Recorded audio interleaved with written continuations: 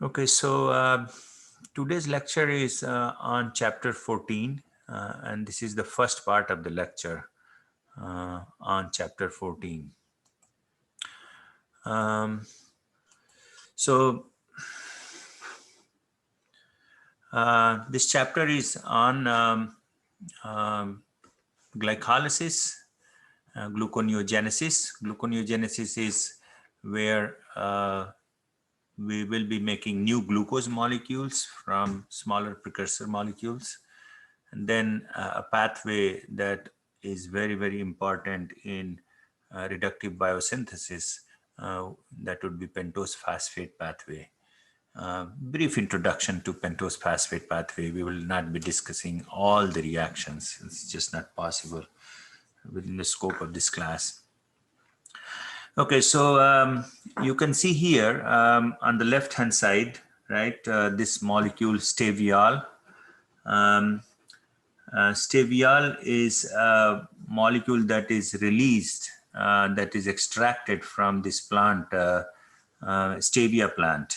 Okay, stevia plant is found in Brazil, Paraguay, and it's been used. This plant has been used to sweeten foods for hundreds of years, and people knew, there people knew about it. In US only, it started getting popular um, when people try to avoid taking sugars. So this is the glycoside from which actually this molecule derives its name. And what they do typically is they take stevia plant and boil it in water, and that's how they're able to extract this glycosides. It's not a sugar molecule, as you can see. So, but fortunately, on your taste bud receptors that exist on your tongue and in your mouth, um, binding of these molecules to that receptor gives you a feeling of sweetness, and that's why it can be used as a sugar substitute. It is 0 calorie because it is actually not metabolized, not taken up like glucose in the pathway. And believe me or not, this is almost 200 times sweeter than the same amount of, your common sugar. So it is very, very sweet. So anyway, what we will learn in this class today is we'll learn all the reactions of glycolysis. There are 10 of them. And those 10 reactions are divided into two phases. There is a first phase, which is called priming phase, and then there is a payoff phase. Okay, so we'll talk about that. So those 10 reactions are divided into 5 and 5, and first is priming phase and second one is payoff phase, and I will explain to you what that means. It turns out that when you are when you are breaking down a glucose molecule using glycolysis pathway, you actually generate pyruvate, which still has lots of energy left in it, and you produce ATP, and you also produce NADH. Now, I just want to tell you from the beginning, I have been saying this, but I'm not sure how much attention you are paying.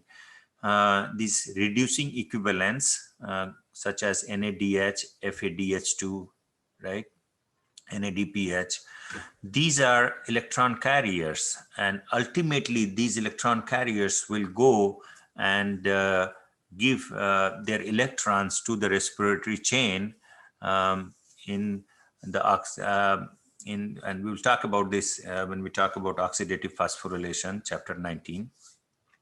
And eventually that leads to the proton gradient, and proton gradients is what creates the ATP molecule, and F0, F1 ATP is ATP synthase. So you will see, so those molecules still are energetically important. You have to just remember, oftentimes when we say energy rich molecule, you are always thinking about either ATP or one of those NTPs, but even NADH has energy in it, okay, and pyruvate. Um, Finally, we will talk about how glycolysis is regulated. So your metabolism is regulated. Certain reactions are turned off, turned on, and so that's how you control the flux of metabolites in a pathway. So we'll talk about little bit about that with regard to glycolysis.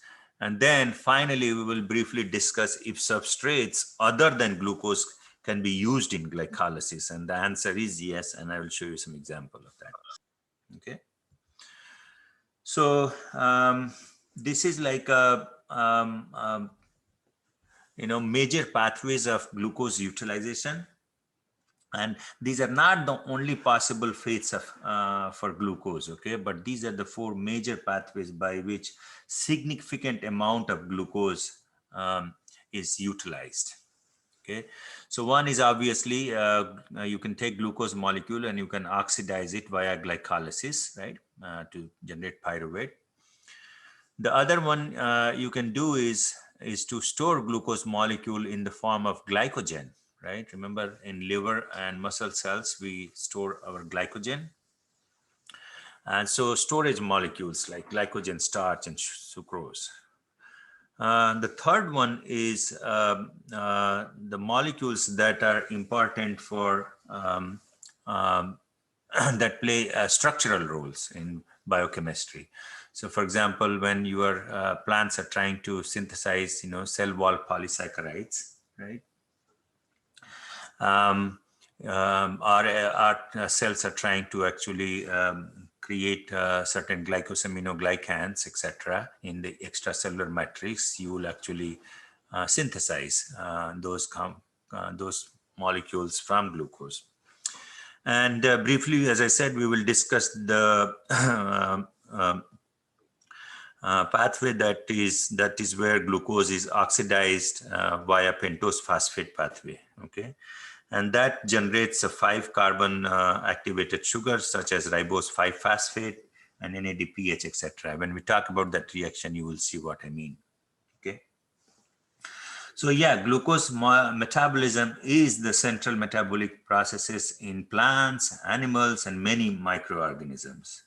And I just want to remind you again that a complete oxidation of glucose, if you recall in the last class, is a highly exergonic process, right? You take glucose plus oxygen molecule and break them down, break it down to carbon dioxide and water.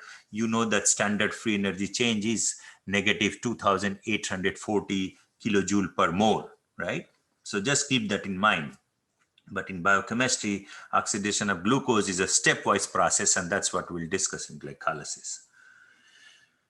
And also, I want you to know that glucose metabolism is the sole source of metabolic energy in some specialized tissues and cell types, okay?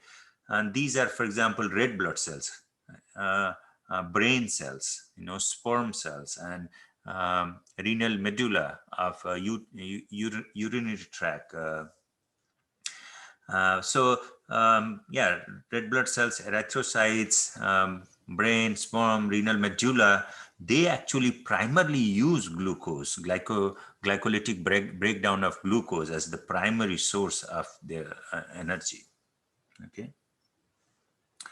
And so let's, with that introduction, let's jump to glycolysis. Glycolysis is also called, there are a few other names, although rarely used, Embden-Meyerhof pathway or Warburg pathway.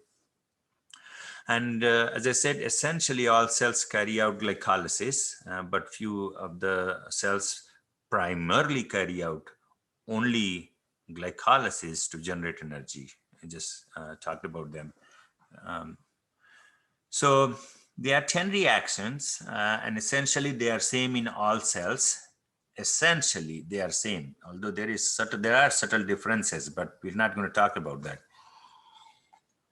They happen in all cells, but with different rates. They are regulated differentially. Okay, so first phase of the glycolysis will take a glucose molecule and convert it to what we call 2,3 carbon sugar. Okay, so you will generate 2 molecules of glyceraldehyde 3-phosphate in the first phase from glucose. In the second phase, you'll take 2 molecules of glyceraldehyde 3-phosphate and produce 2 molecules of pyruvate. And when you do that, you actually generate ATP and NADH as well. And we'll see the reaction in a minute. And once you have the pyruvate, depending on what is the condition of the cell, whether cells have access to oxygen or not, there are 3 different possible fates of the pyruvate molecule, and we'll discuss that briefly. Okay, so net reaction of glycolysis, which happens in cytosol, is shown here in the red here. In your slides, it might be a different color combinations, but you can see glucose plus 2 NAD plus molecule plus 2 ADP and 2 inorganic phosphate will generate 2 ATP molecule, 2 pyruvate or pyruvic acid, 2 NADH and 2 proton. And what is most important here is that standard free energy for this reaction is minus 85 kilojoule per mole. Now, don't get confused this with, I just described minus 2,840 kilojoule per mole. That is for the reaction when you take glucose molecule and oxidize it with molecular oxygen to generate CO2 and water. So don't get confused. Ultimately, that's what the goal, but we do it in steps. Okay, and these are the only steps of glycolysis here that has the standard free energy of minus 85 kilojoule per mole. Cool, right? So let's talk about the preparatory phase. Okay, in the preparatory phase, you take glucose in the first reaction, which is also known as priming reaction. What is priming? And I tell my students, always I give example of a water pump. Certain types of water pumps, if you actually take a water pump and dip one end of the hose into a bucket of water and you try to turn the pump on, and you might see if it's one of the old pump, the pump will not be able to actually pump any water. Okay, although it should be able to pump water from the bucket to anywhere you want. And so one of the processes that we did, it's a long story, I can't tell you because I think class is a little bit tight. But when I had to do that, what I had to do was I take a jug of water and actually fill the other end of the hose with water. Okay, and then when you turn on the pump, you basically have gotten rid of air bubbles, and your pump will be able to pump as much water as you want. Okay, so that's what priming the pump means. You basically are sacrificing some water molecule in order to extract more water molecule from it. Okay, so that's why you can see here in the reaction it's written the substrates are glucose and ATP. And you can say, the whole idea was to make ATP, not use ATP. But yeah, don't worry about it. This is initial priming reactions. There are 2 of them in this preparatory phase. You will end up making 4 ATP molecule in the payoff phase, and you will see in a minute. Okay, so 2 molecules. You take glucose and using the enzyme hexokinase, you will do a reaction to generate glucose 6-phosphate. Okay, so glucose 6-phosphate molecule is shown here, second from the top, right? They're showing you first top molecule is glucose, cyclic form of glucose, and hexokinase will take ATP and it will basically make glucose 6-phosphate and ADP. The second enzyme in the pathway is phosphohexose isomerase. Phosphohexose isomerase will take glucose 6-phosphate and isomerize that position to make fructose 6-phosphate. Okay, and you will see when I show you, I actually already showed you an example of this reaction in my last class. So if you recall, you will see what I'm talking about. But that's what they are showing you here. Third molecule from the top is fructose 6-phosphate. The third reaction is the second priming reaction, where a third enzyme called phosphofructokinase 1, PFK1, will take fructose 6-phosphate and make fructose 1,6-bisphosphate. Okay, notice this. I'll bring this molecule again back a few slides later. Fructose 1,6-bisphosphate is shown here, the fourth molecule from the top on the right hand side. Okay, and you'll see that they are nicely showing you, they have color coded the molecule nicely, one part in blue and one part in pink. And you can see the two phosphate groups. So it is a fructose 1,6-bisphosphate molecule, right? So when you take fructose 1,6-bisphosphate in fourth reaction, that is catalyzed by aldolase. If you recall, we talked about aldol condensation reaction in the last class again, and I referred there to an enzyme called aldolase. That's the reaction we're talking about here today. Aldolase will take this fructose 1,6-bisphosphate and literally cleave the molecule in two parts. A 6-carbon sugar gets broken into 3-carbon sugar phosphate molecules. Okay, so 2 3-carbon sugar phosphate molecules, and those are the ones that are shown here at the bottom, 2 molecules in pink and blue. This one is glyceraldehyde 3-phosphate on the top, and dihydroxyacetone phosphate is at the bottom. That's what aldolase reaction will do. Okay, it will break the carbon-carbon bond that you are seeing here. Now, students often ask, should I memorize the structures of these intermediates? And I always say yes, because this is glycolysis. This is your biochem 1. You need to know some of these structures.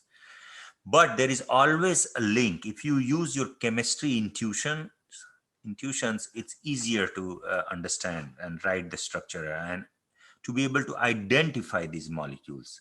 Let's go by one example here at the bottom, okay? Remember the structure of glycerol I asked you to memorize, and I am pretty sure you have memorized it by now, right? So this glyceraldehyde 3-phosphate, it's glyceraldehyde, it's an aldehyde, right? So one of the hydroxyl molecule, terminal 1, has been converted to an aldehyde. So you can see that still 3 carbon, right? And still with 2 hydroxyl group, but then the third position, you have formed this phosphate ester, right? So that's why PO.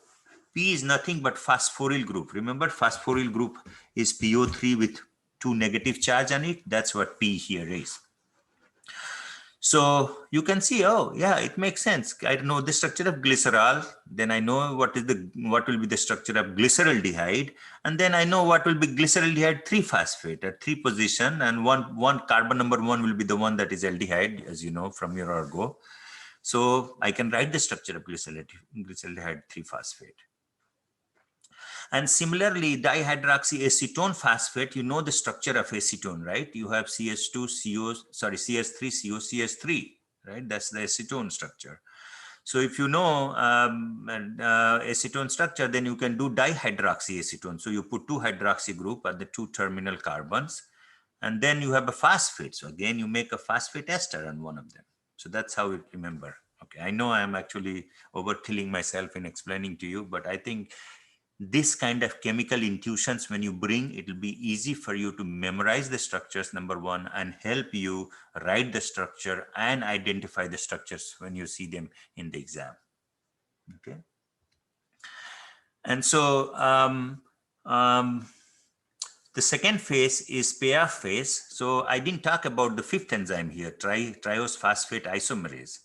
And triose phosphate isomerase is the enzyme that will actually take a molecule of dihydroxyacetone phosphate and convert it to glyceraldehyde 3-phosphate.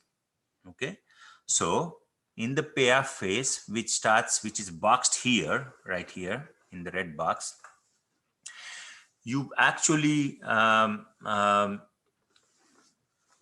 will able to generate a total of 4 ATP molecules. So overall in glycolysis, you are producing 2 net ATP molecule. You want to get used to the term net, Okay. So yeah, so enzyme triose phosphate isomerase will take dihydroxyacetone phosphate and convert it to glyceraldehyde 3-phosphate. And so you start out the pair phase with 2 molecules of glyceraldehyde 3-phosphate. That's the structure that is shown here on the top. So the 6th reaction is an oxidation reaction and a phosphorylation reaction. Okay, the step 6 and 7, very, very important. Okay, so pay attention to these. What you do here is that you take glyceraldehyde 3-phosphate molecule and you oxidatively convert it to 1,3-bisphosphoglycerate using inorganic phosphate and NAD+. So you can see you are generating 2 reduced equivalent of NADH, right? 2 NADH molecules. So you start out with 2 and you are basically making 2 each, right? So that's the stoichiometry. You have to pay attention. So that's what 1,3-bisphosphoglycerate structure is shown here on the right, second from the top, well, in the box. And so once you have 1,3-bisphosphoglycerate, remember in the last lecture, I told you 1,3-bisphosphoglycerate and phosphoenol pyruvate, those were 2 high energy rich molecules that can be utilized to make ATP molecules in glycolysis. And that's exactly what we are referring to here, one of them. So you can take 1,3-bisphosphoglycerate molecule, the structure is shown here on the right hand side, and you utilize ADP now to generate ATP and 3-phosphoglycerate molecule. Okay, so this is the first ATP forming reaction. So you generate 2 molecules of ATP, and this reaction is also known as substrate level phosphorylation. Okay, substrate level phosphorylation is a phosphorylation that involves mostly cytosolic enzymes and intermediates. Okay, it is a term that actually is utilized by biochemists to separate respiration linked phosphorylation that often happen with the membrane bound enzymes, right? And that's the oxidative phosphorylation steps for enzymes in the membrane that actually do OXPHOS via proton gradients.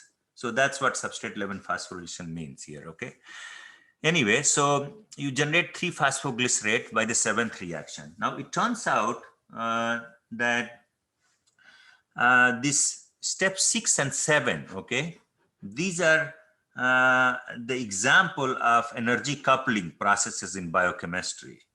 Okay, it turns out that the 6th step that you are seeing that is catalyzed by glyceraldehyde 3-phosphate dehydrogenase, in isolation, okay, it's an endergonic reaction. So delta G standard is positive. Okay, the 7th step, which converts 1,3-bisphosphoglycerate to 3-phosphoglycerate, is highly exergonic. Okay, again in isolation, right? So reaction 6 and 7 are example of energy coupling where an endergonic process is coupled with a highly exergonic process via this common intermediate 1,3-bisphosphoglycerate. And that's what makes this reaction go forward. Just wanted to mention that in passing. Okay, so it turns out that when you generate 3-phosphoglycerate, the structure of this molecule is such that it doesn't have enough energy, so it gets activated further. So into what we call 2-phosphoglycerate. Okay, so from 3rd position, the phosphate group, we move it to 2 positions. So that's what 2-phosphoglycerate is, and that reaction is catalyzed by phosphoglycerate mutase, number 8 enzyme. Once you have 2-phosphoglycerate, from 2-phosphoglycerate, it is easy to make phosphoenol pyruvate, because that's the ultimate idea, to generate this PEP molecule, PEP, PEP, phosphoenol pyruvate. Okay, phosphoenol pyruvate has a very is a very high energy rich molecule. Okay. So phosphoenol pyruvate then will do the second ATP forming reaction again via substrate level phosphorylation with the help of enzyme pyruvate kinase, where it will take ADP and it will convert ADP to ATP and you generate 2 molecules of pyruvate. The ninth enzyme is the enolase enzyme. And we talked about this, the mechanism of this enzyme, if you remember. Cis-indiol reaction, intermediate, if you remember, right? So yeah, so these are the 10 steps. So you can see here between the preparatory phase and payoff phase, you use 2 molecules of ATP here in the preparatory phase, and you were able to generate 4 molecules of ATP and 2 molecules of NADH. You utilized 2 molecules of NAD. You utilized 2 molecules of NAD plus, and therefore you are able to generate 2 molecules of NADH.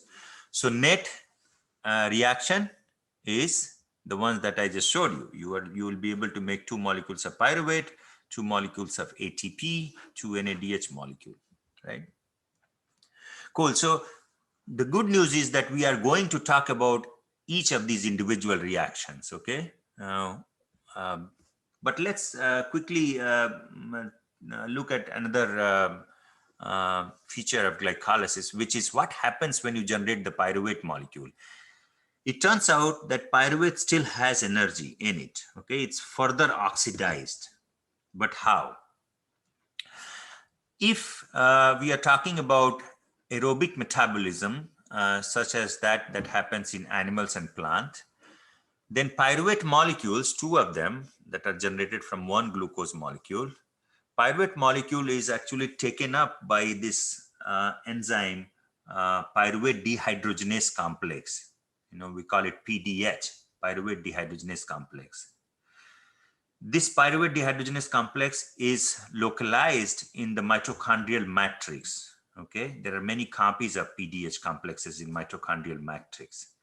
And what that beautiful enzyme does, and we'll talk about that at length a little bit later on, it basically will take pyruvate molecule and oxidatively decarboxylate in an irreversible fashion. That reaction is totally irreversible under cellular conditions, okay? So it will take pyruvate molecule and basically make 2 acetyl coenzyme A, 2 molecules of acetyl coenzyme A. And in that process, it actually removes carbon dioxide. So one of the carbon is released as carbon dioxide. Okay, we'll talk about that reaction many times in the coming lectures. And 2 acetyl coenzyme A molecule is a substrate for the citric acid cycle, okay? And it gets fed into the citric acid cycle and ultimately produces carbon dioxide and water. Okay, but let's say certain cells, do not have enough supply of oxygen. Okay, so let's say, for example, rapidly contracting muscle cells. Okay, when you are doing exercise and you're pumping those ions, sometimes, your muscle cells cannot get enough oxygen. So in that case, what cells do is that they do anaerobic metabolism. Okay.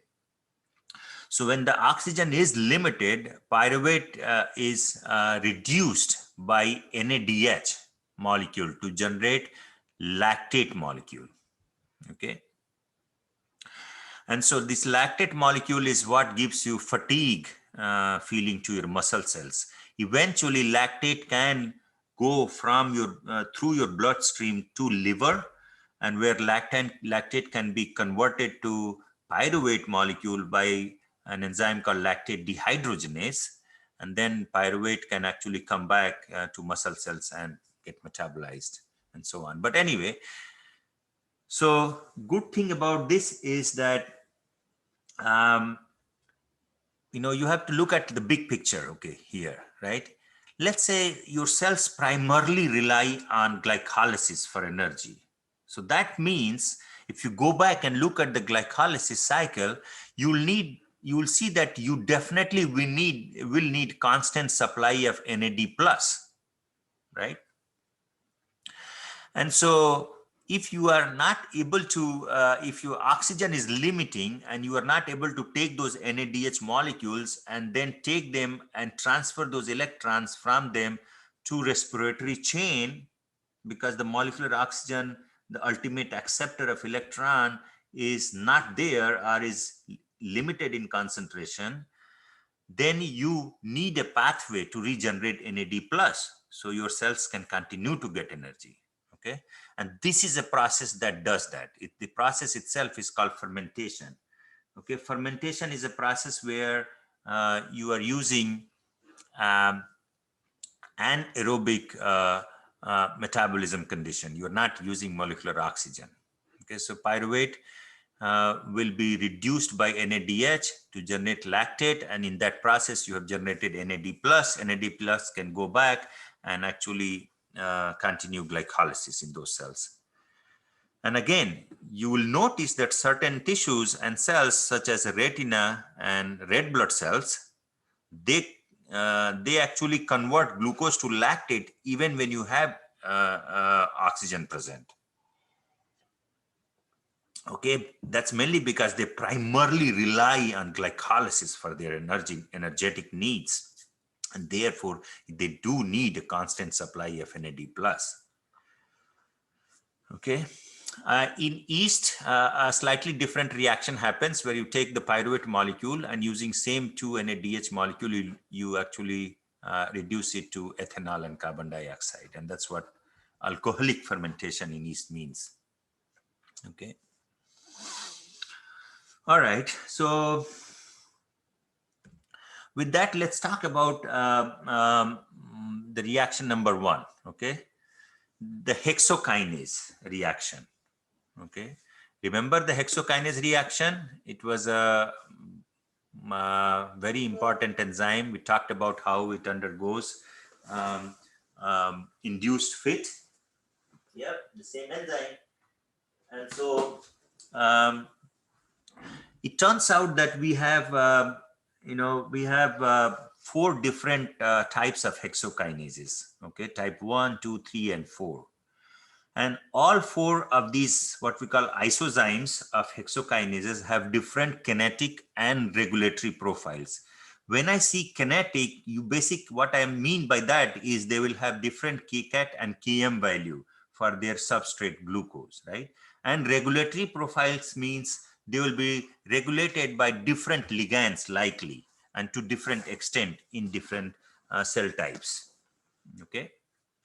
And I will show you an example of that, why that is important, okay? So hexokinase is the first enzyme. When glucose is brought into the cell, it actually will generate glucose 6-phosphate. Once glucose 6-phosphate is generated, it will remain in the cell. It cannot cross the membrane, plasma membrane. It's negatively charged.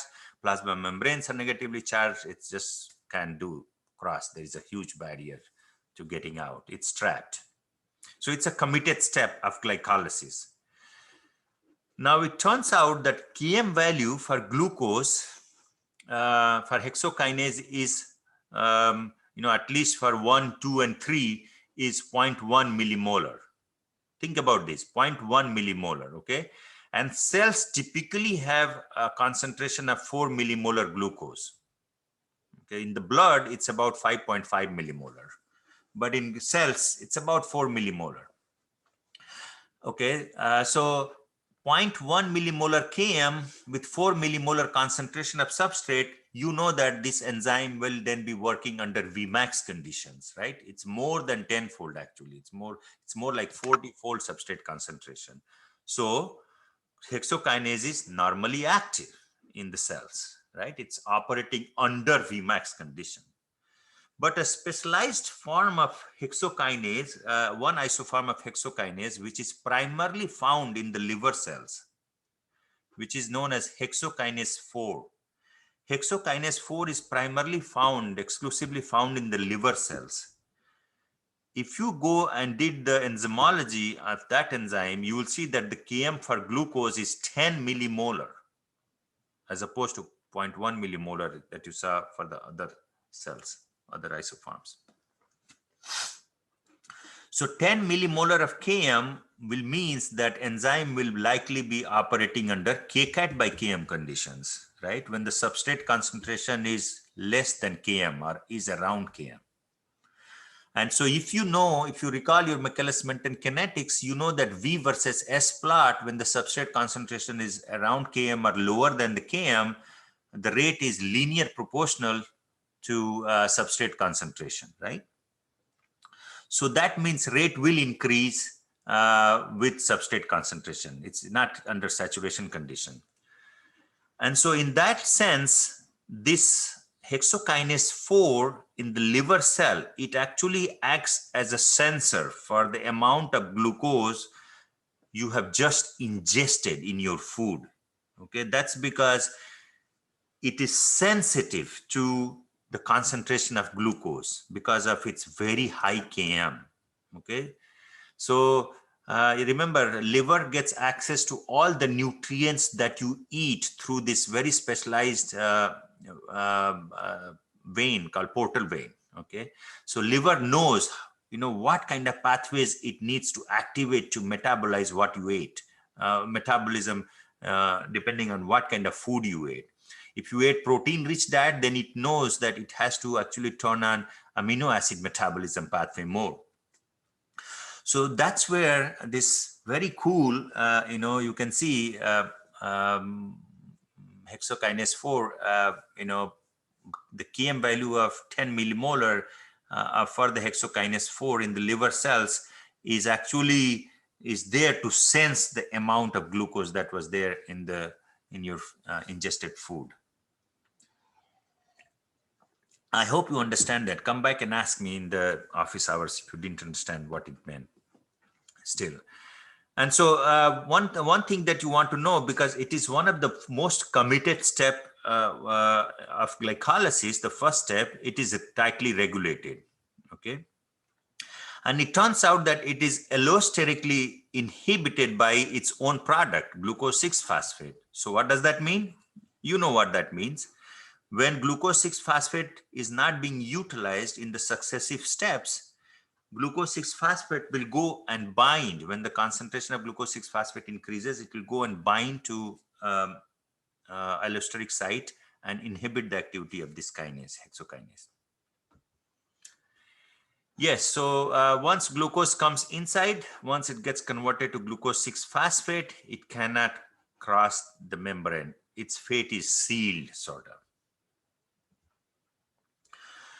And so once you brought glucose in and you generated glucose 6-phosphate, what happens to that glucose 6-phosphate? It turns out that the glucose 6-phosphate intermediate is a very important intermediate, and it can be diverted into a variety of different metabolic pathways. And we will discuss some of them in this class. For example, glucose 6-phosphate can continue downhill here to generate glycolysis, right? To generate ATP, pyruvate. It can be diverted to pentose phosphate pathway that can be utilized to generate NADPH, which is often utilized for reductive biosynthesis, or maybe 4, 5, and 7 carbon sugars. Glucose 6-phosphate can be converted readily to glucose 1-phosphate, and glucose 1-phosphate is what you need if you want to store away glucose in the form of glycogen in your liver and muscle cells. If you want to make new types of sugar, then you may have to produce glucourionates, and that actually can come from glucose 1-phosphate. Okay, so there are several pathways that exist for glucose 6-phosphate. I already showed you the mechanism of this hexokinase, so I'm not going to go over again, but I'm just showing you how magnesium actually chelates with ATP and then allows the transfer of phosphoryl group from the gamma phosphate to 6th position of hydroxyl group here, SN2 type mechanism. The second type of reaction is phosphohexose isomerase reaction. And if you remember, we talked about this reaction as well, right? And you start out with a glucose 6-phosphate in the cyclic form here, but the cyclic form is catalyzed by an active site histidine residue that is not shown here. But anyway, cyclic to acyclic form is catalyzed by a histidine, active site histidine that is not shown here. But phosphohexose isomerase works on the acyclic form, okay? And it basically utilizes a glutamate that acts as a general base. And you can see you form that cis-indiol intermediate. And then that indiol intermediate collapses to actually generate the acyclic form of fructose 6-phosphate that then cyclizes. Okay, so both step 1 and 4 are catalyzed by a separate active site histidine residue that is not shown here. So, okay, the third reaction is phosphofructokinase 1 reaction, PFK reaction. And it turns out that this is the second priming reaction of glycolysis, will utilize an ATP molecule. And this is another second committed step. Okay, what do I mean by committed step? Committed steps are those steps that are highly exergonic under cellular conditions. Okay, and so delta G is negative, actual delta G is negative. And whenever a step is highly exergonic under actual condition, actual cellular condition, so we are talking about actual delta G, not standard free energy, then those steps tend to be very, very tightly regulated allosterically by allosteric ligands. Okay, and it makes sense if it is a committed step where there is no chance of going back under cellular conditions. Let's be careful. Let's make sure that those steps are very tightly regulated. You go forward only when you need to. Okay, so PFK is an amazing enzyme.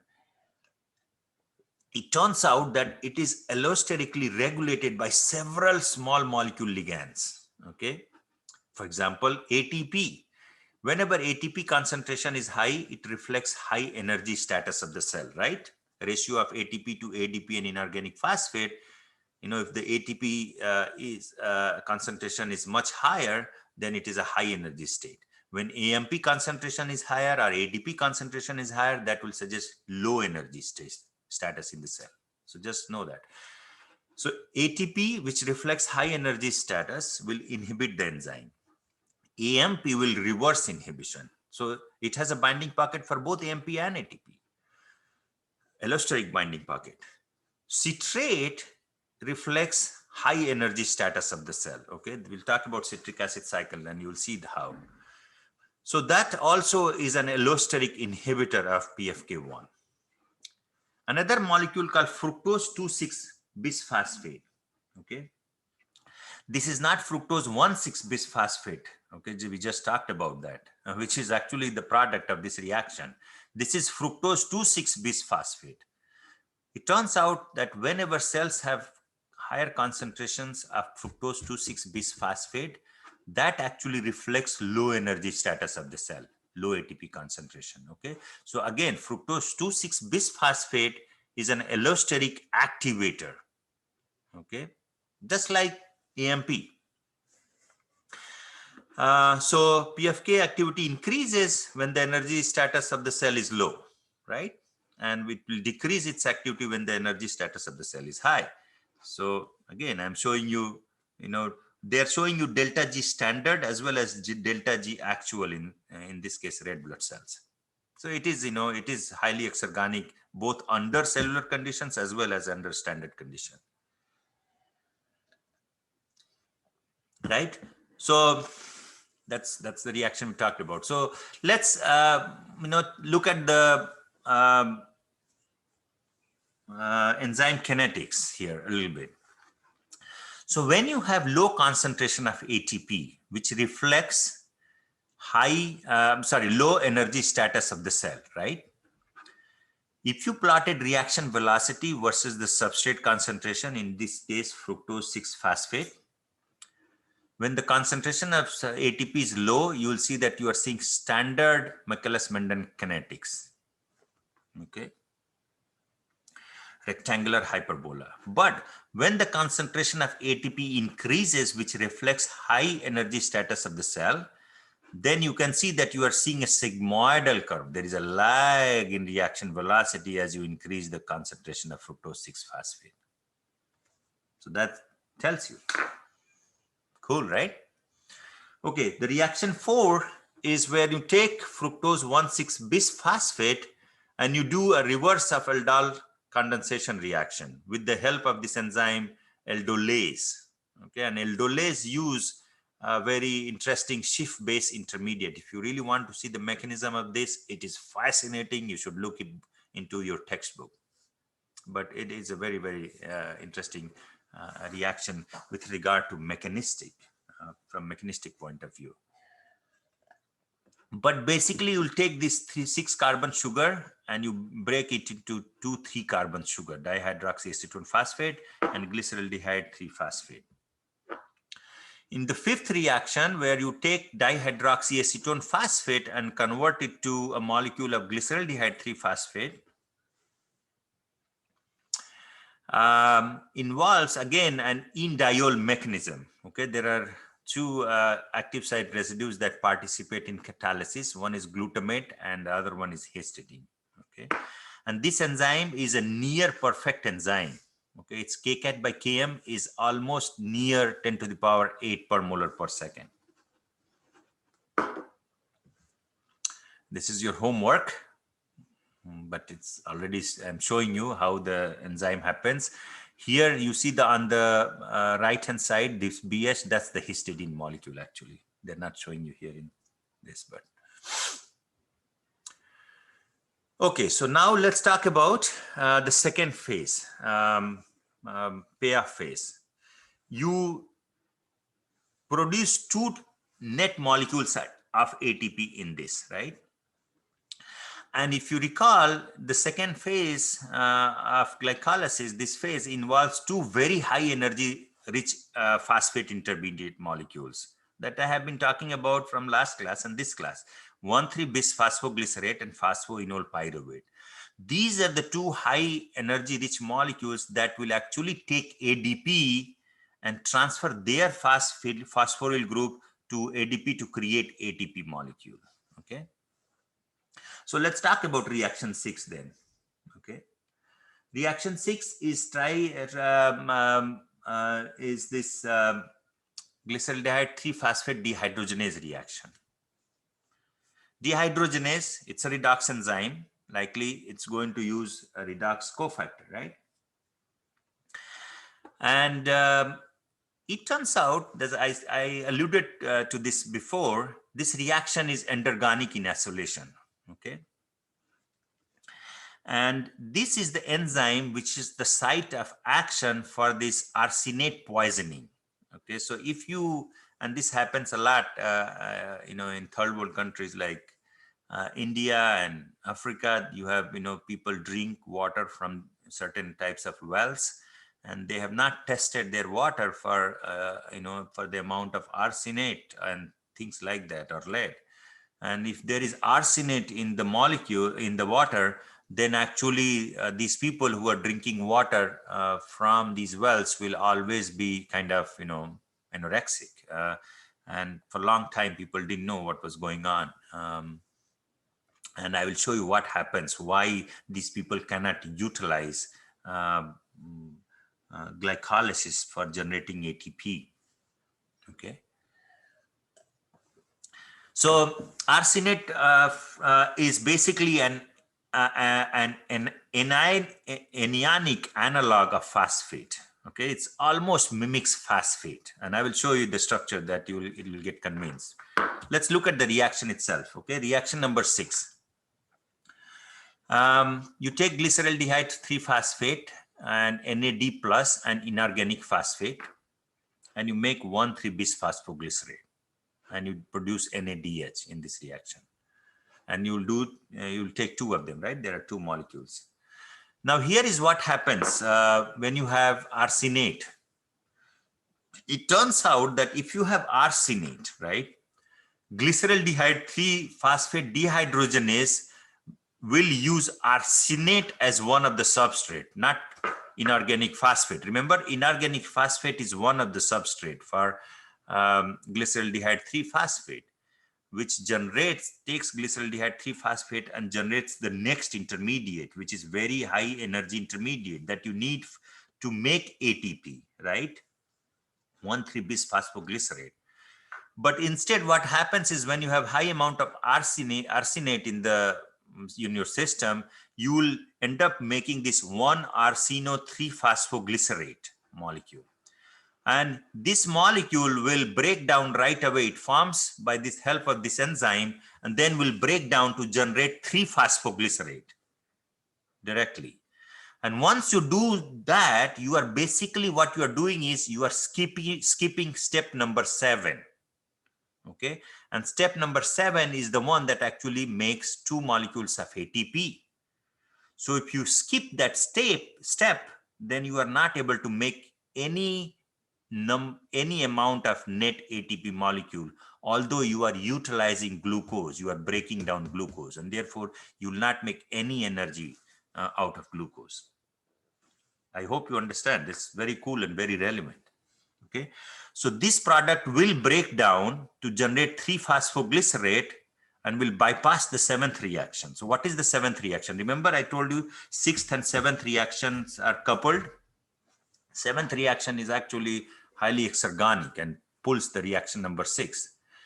So in this 7th reaction, let's look at the reaction itself. 1,3-bis-phosphoglycerate will take ADP as a substrate and do this substrate level phosphorylation reaction with the help of this enzyme phosphoglycerate kinase and make ATP, right? If you skip this step, you know that you will be using 2 molecules of ATP for priming in the preparatory phase, and you will be generating only 2 molecules of ATP in the payoff phase, thereby generating no net ATP molecule.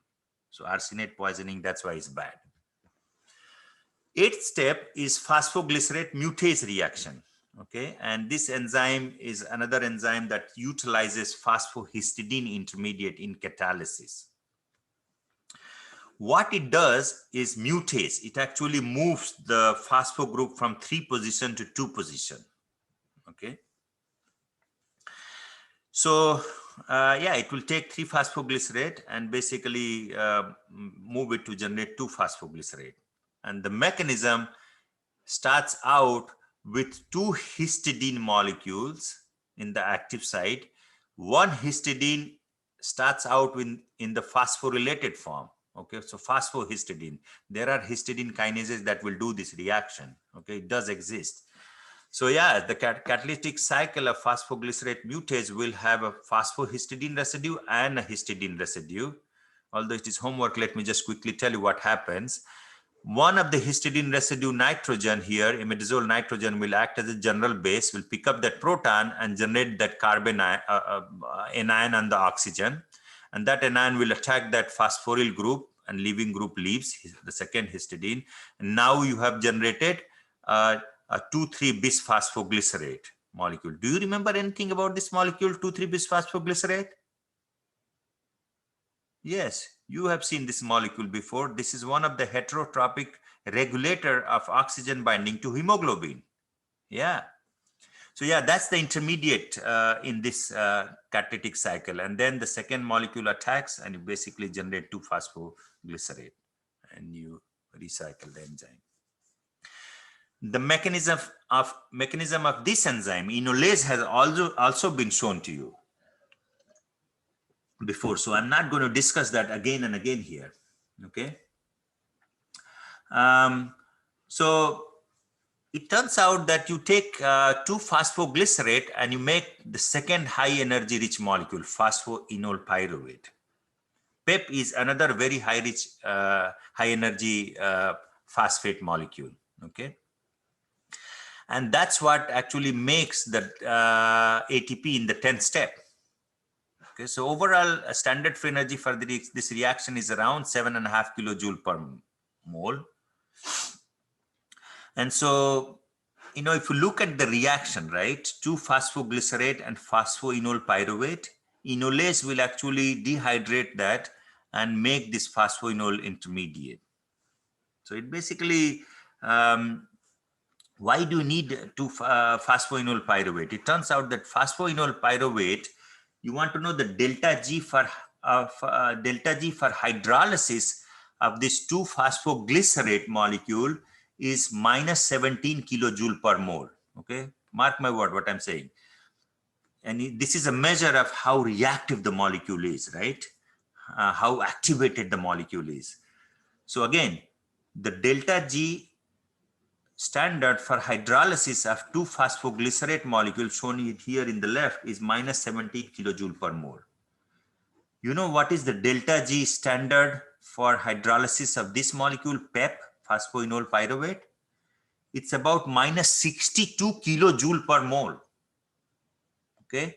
So when in terms of reactivity, phosphoenol pyruvate molecule is highly reactive for the transfer of phosphoryl group to a water molecule, okay, compared to 2-phosphoglycerate. But if you want to draw the free energy diagram of 2-phosphoglycerate and phosphoenol pyruvate, right, you will start out from the same position almost in delta G. Okay, so energy content of both 2-phosphoglycerate and phosphoenol pyruvate are very similar, but they are very different molecules when it comes to the phosphoryl group transfer potential. PEP has a much higher phosphoryl group transfer potential, and that's why you make PEP. Biochemistry, we make PEP to make ATP molecule. Cool, right? Very, very cool. Okay, so the last reaction is the pyruvate kinase reaction, which will take phosphoenol pyruvate and make ATP molecule. Okay, and this is another reaction which is a highly exergonic reaction, even under cellular condition. That's why it says delta G, just delta G, not delta G naught. Just delta G is large negative. Again, when you have such reactions in biochemistry, that will indicate that those enzymes must be the site of regulation in those metabolic pathways. Okay, so yeah, indeed, the reaction number 10 is also allosterically regulated by several ligands. So what are the steps that are highly delta G negative under actual conditions? 1, 7, and 10, right? So pyruvate kinase is activated by AMP, right? Its own substrate, phosphoenol pyruvate. Look at that. Yeah, PEP is a substrate for pyruvate kinase. If I can show you the reaction, right? Phosphoenol pyruvate is right here on the top. And so you generate pyruvate and ATP from PEP and ADP. So phosphoenol pyruvate itself, its own substrate, if the concentration rises, pyruvate kinase will get activated. And it is also activated by fructose 1,6-bisphosphate. Have you seen this molecule? Yes, you have seen this today. Fructose 1,6-bisphosphate is the molecule that we produce in the preparatory phase of glycolysis. So yeah, when the concentration of fructose 1,6-bisphosphate increases, it actually will increase the activity of pyruvate kinase. So there is a binding pocket for AMP, PEP, and fructose 1,6-bisphosphate. Fructose 1,6-bisphosphate regulation is what we call feed-forward stimulation. Okay, so it is produced in the initial steps of the glycolysis, and it is going and activating one of the last enzymes of the pathway. And that's why feed-forward stimulation, not feedback inhibition, but feed-forward stimulation. Okay, so that's the activating ligand. What about inhibiting ligands? Yes, there are at least two. ATP and acetyl coenzyme A will allosterically inhibit the activity of pyruvate kinase. Now, I want to tell you one thing, in the beginning itself, certain texts will maybe not use one of the allosteric ligand, okay? And so you might be confused. Sometimes you say, oh, here I'm seeing that acetyl-CoA is one of the allosteric inhibitor, but in this text, I'm not seeing that. And that happens because different textbook writers sometimes use different types of cells to derive their facts. And that also could lead to certain types of discrepancies like that. But no, don't get bogged down with it. Just wanted to throw this out there. Cool, right? So yeah, so we already talked about the mechanism of this, how the tautomerization of pyruvate actually drives this reaction forward, right? Last class we talked about that, the same reaction here. All right, cool, right? Now we have done with glycolysis. You know everything about glycolysis. So how do cells regulate glycolysis? It turns out, as I have been saying, the steps that are highly exergonic under cellular conditions are the steps that are tightly regulated by different types of allosteric ligands. Okay. But cool thing is that if you actually looked at the standard free energy, okay, so that's what they're showing in this plot on the right hand side. If you took a cell and measured each of these reactions under standard conditions, and you plotted your delta G of each individual steps, you will see that there is no actual trend. Some reaction steps are highly exergonic and some are highly endergonic, right? Almost half-half. And some are near zero. There is no apparent pattern here when it comes to looking at standard free energy. But when you plot the same, when you do the same plot, but in this case, you actually plot the actual free energy where you take into the consideration not only standard free energy, but the concentrations of products and reactants, then you see a very nice pattern. Most reactions, at least 7 out of 10, are near zero, and reactions number 1, 3, and 10 are the ones that are highly exergonic. Cool, right? So yeah, this is like, this tells you about regulation. Okay, so it turns out that glucose metabolism can be utilized to detect tumors like cancer, okay, and metastasis. And Otto Warburg in the early 20th century knew that tumors have high rates of metabolism because they need to license their growth, right? Those are the cells that are rapidly proliferating, right? They need to license their growth by whatever pathway they need. They need to make ATP, so they can actually utilize those ATP to make new proteins, no new DNA molecule, new RNA molecules so that new cells can form. He was very clever to note that those tumors actually utilize do glycolysis at much higher rates. And that observation was what led to a technique called positron emission tomography, PET. Okay, and PET scans are actually utilized to detect tumors, new tumors, or sometimes to see if tumor has metastasized. How do they do that? It turns out that they use a modified version of glucose. Modified version of glucose in such a way that that glucose molecule still serves as a good substrate for glycolysis. Okay, so what they did was they actually utilized this molecule shown here in the top. It's fluorine 18 labeled 2-deoxyglucose molecule. Okay, so you can see that second hydroxyl group has been replaced with a radioactive fluorine 18 atom. Okay, so that's what the molecule is, 2,18 fluorine fluoro 2-deoxyglucose. And so this serves very well. So this turns out that this molecule is a positron emitter. Okay, so E plus emitter. So this molecule, once it is, its half-life is about like 2 hours, if I recall.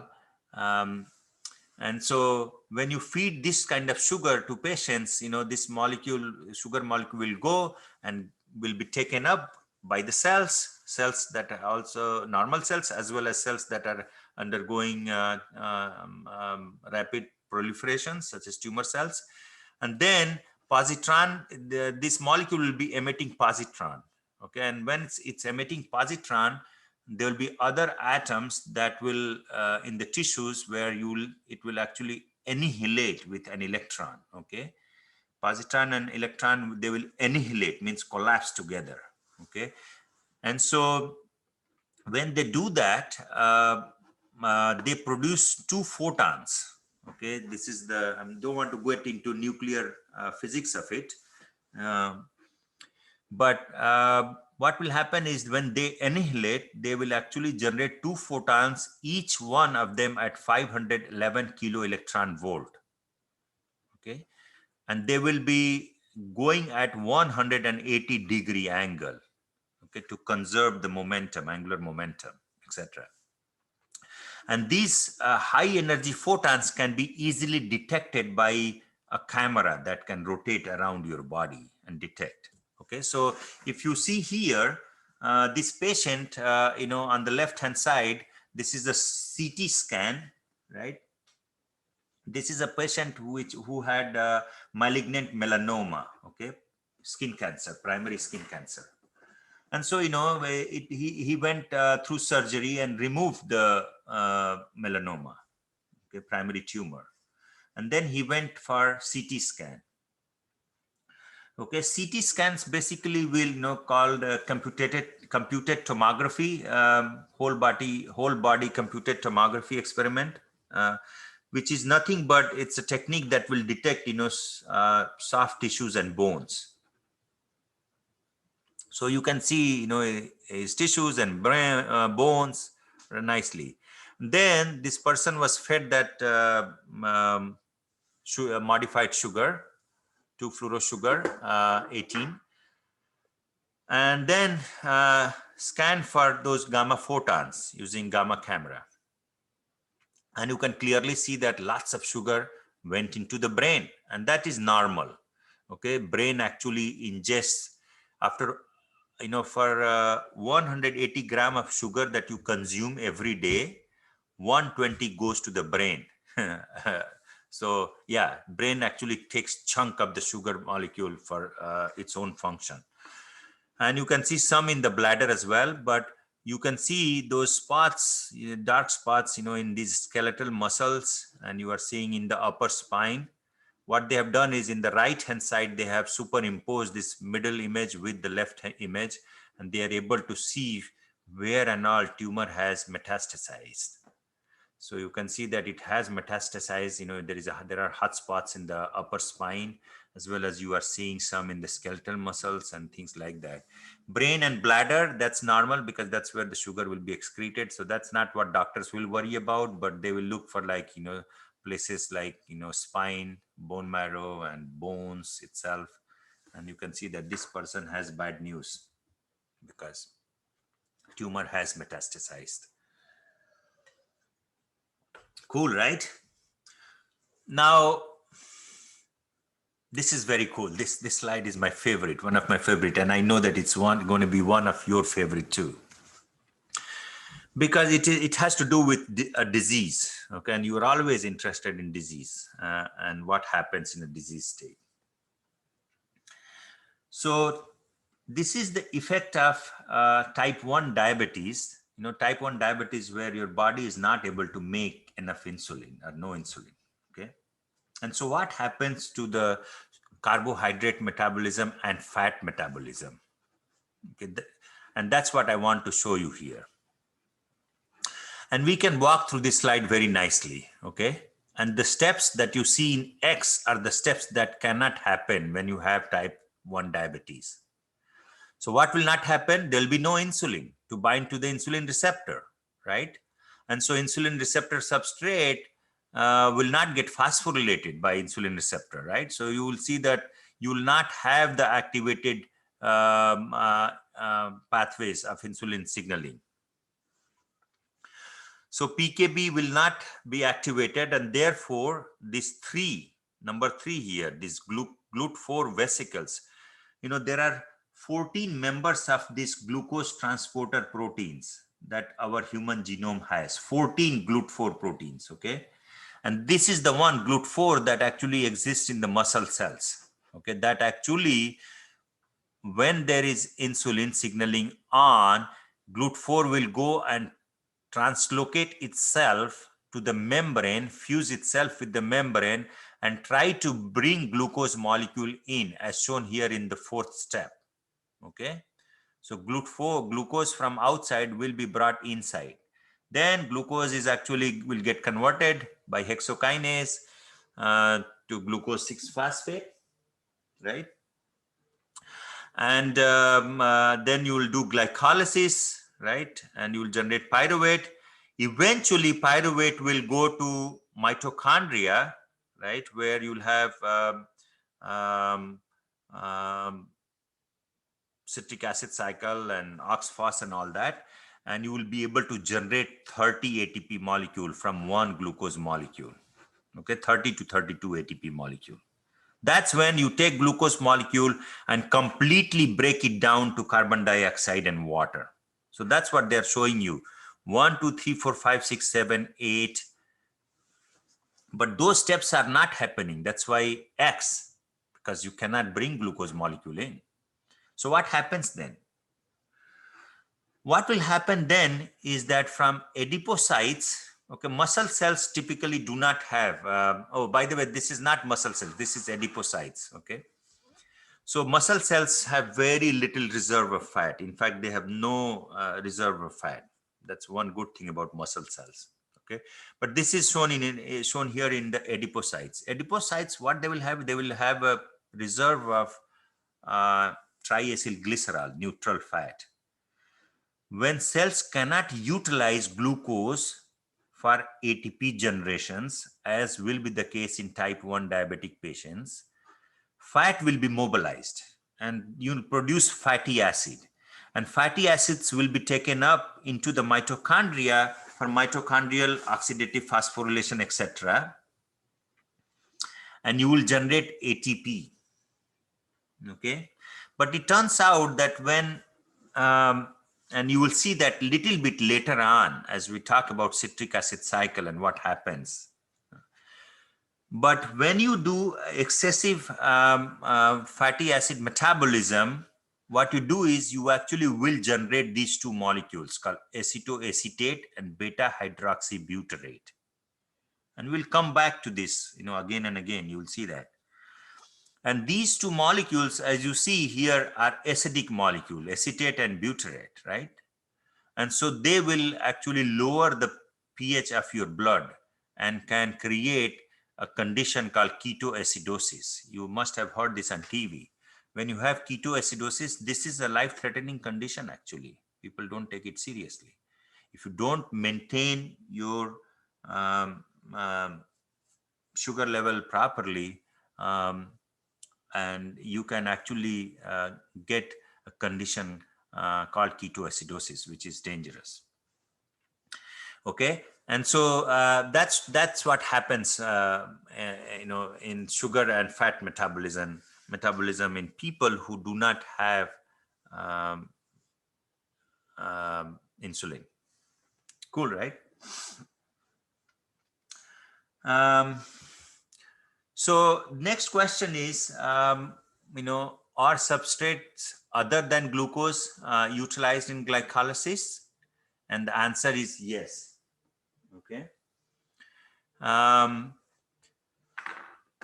Fructose, mannose, galactose, they all can be utilized. Let's look at the figure. I think that will maybe more fun. If you recall, both mannose and galactose, they are the C2 epimer. Mannose is a C2 epimer of glucose, and galactose is a C4 epimer of galactose, right? And so let's look at what kind of other molecules can be utilized by glycolysis pathway. Okay.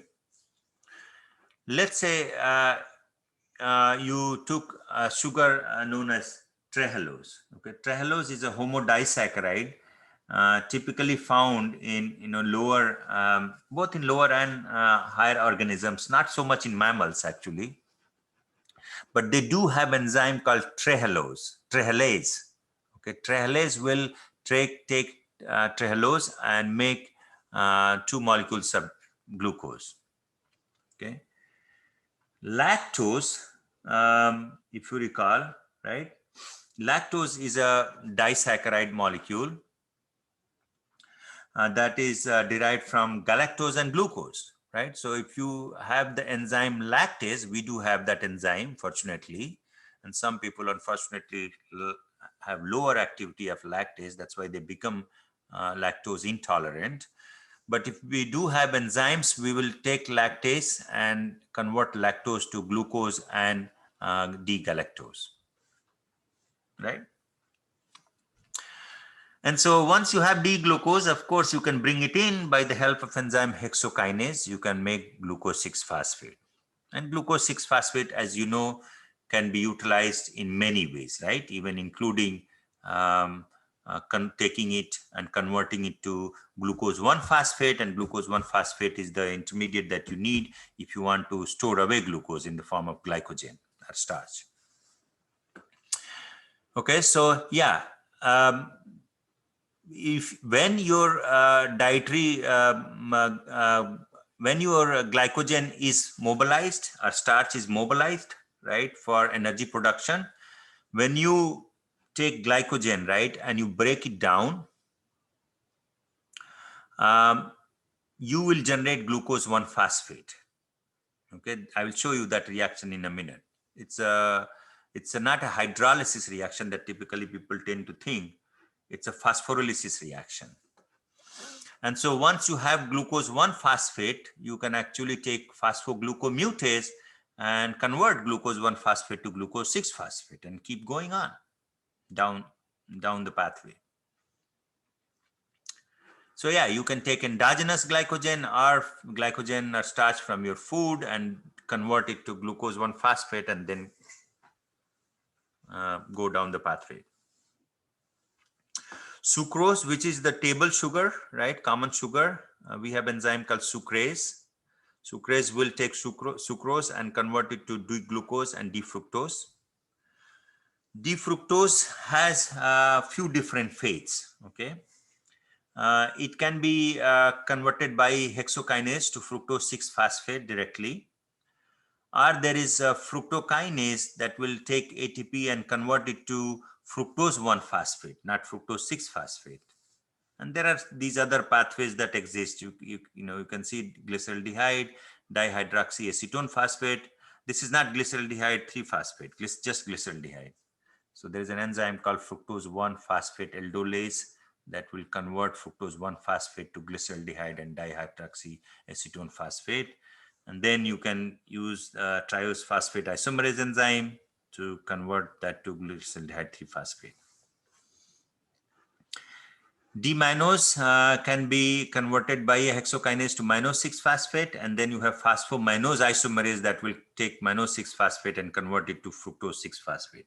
Fructose 6-phosphate is one of the intermediate of glycolysis. Of course, you can go down.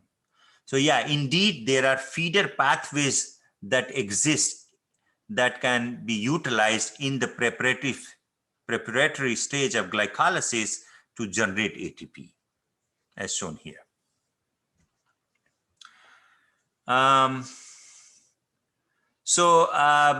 This is the reaction that I was trying to show you, and I have shown you the structure of glycogen in the previous class, and we will talk about glycogen metabolism again in the next lectures. But here is what happens. You have a glycogen, right? You remember glycogen consists of glucose 1,4 linkages with branching, 1,6 branching at every 12 to 14th residue, right? But here we are showing you the breakdown of glucose from the linear chain of alpha 1,4 linkages. And what this glycogen phosphorylase enzyme does is that it will take glycogen and use inorganic phosphate and cleave glucose molecule from the non-reducing end to generate already activated sugar, glucose 1-phosphate. Okay, there is no priming needed here. Okay, this is already, you take sugar and use inorganic phosphate to generate glucose 1-phosphate. You know that once you have glucose 1-phosphate, you can go back and convert glucose 1-phosphate to glucose 6-phosphate by this enzyme phosphoglucomutase. It's a reversible reaction, by the way. You can actually take glucose 6-phosphate and convert it back to glucose 1-phosphate by the same enzyme.